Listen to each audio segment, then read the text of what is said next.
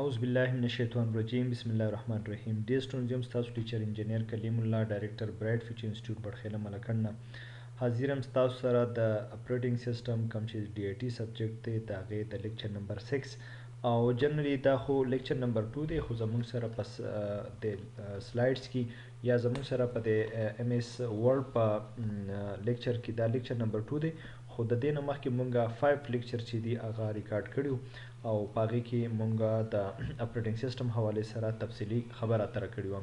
په د لیکچر نمبر 6 کې کم کې چې زمونږه د لیکچر نمبر 2 دا اولنی لیکچر دی او جنرلی دا زمونږه لیکچر نمبر 6 دی.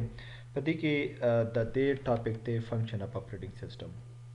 په ننني ټاپک کې به مونږ دا خبرې زده کوو چې د اپریټینګ سیسټم څه فنکشنز دي، د دې څه کردار دی، د دې کار څه دی، د په کمپیوټر کې څه رول ادا کوي، د څه امپورټنس لري، ولې دا سبجیکټ چې دی دا په دې کورس کې ولې شامل کړی دی. نو دا ټولې خبرې چې کوم ما دا کوېسټنز مارک وګلګوله د دې ټولو خبرو جواب به تاسو ته په دې ننني لیکچر کې میلاو شي او بیا را روان لیکچرز به م انشاءالله په دې باندې فنکشن اف اپریټینګ سیسټم باندې به مونږ یو څو لیکچرز ریکارډ کوو.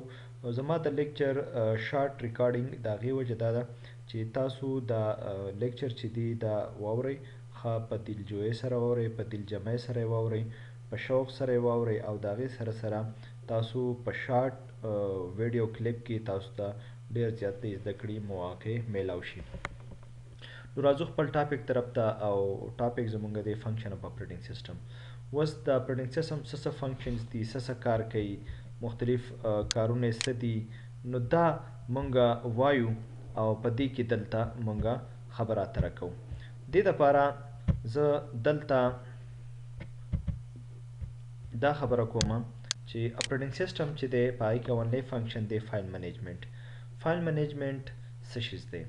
It is an important function of operating system that it manage file and the computer keep the files in appropriate place. دا ما انډرلاین ما هایلایټ کو چې تاسو ته ښکاره شي چې مونږه په دې لیکچر کې دا ټاپک وایو. فایل منیجمنٹ دا د اپریټینګ سیسټم یو اهم فنکشن دی، یو اهم کردار دی، ځکه چې د دې په وجه باندې اپریټینګ سیسټم څه کوي، اټ منیج فایلز، فایلونه منیج کوي، فایلونه خپل ځای ته رسوي. ان دی کمپیوټر کې دا فایلونه خپل ځای ته رسوي. کیپ دی فایلز ان اټس اپروپریټ پلیس، هر یو فایل په خپل پراپر ځای کې ایږدي. په اپروپریټ پلیس مطلب دا چې کم ځای د دې د ایښودو په هغه ځای کې دا فایل ایږدي، نو دې ته اپروپریټ پلیس ویل کېږي. او دا د اپریټینګ سیسټم اهم فنکشن دی. کله چې تاسو وینډوز انسټالوئ نو تاسو ته پته چې په دې کې د تقریبا چې داسې 25-24 منټس دا ټایم اخلي. دې کې دې څه کوي، دې دا یو فایل را اخلي او هغه خپل پراپر پلیس ته رسوي.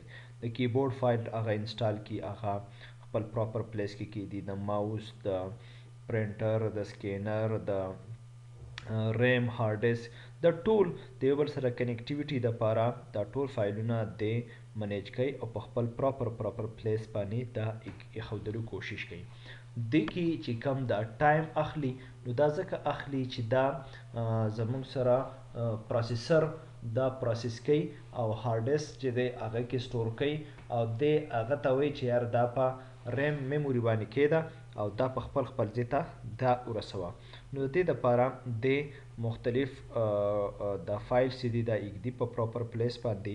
نو دا د اپریټینګ سیسټم کمانډ دی او دا کار زموږ سره هله کېږي چې کله مونږ وینډو انسټالو هغه دوران کې دا کار مونږ ګورو چې یو فایل هغه سیو کېږي په خپل پلیس باندې. نو دا د اپریټینګ سیسټم د ټولو نه اهم فنکشن دی او دې ته ویل کېږي فایل منیجمنټ. فایل منیجمنټ مینس چې هر یو فایل په خپل پراپر پلیس باندې ایښودل. دا مونږ یو فنکشن په دې لیکچر کې ووایو which is known as file management. امید لرم چې دا به تاسو زده کړي او د دې سره به تاسو نور فنکشن چې دي د اپریټینګ سیسټم هغه هم په روان لیکچر کې په تفصیل سره ورو.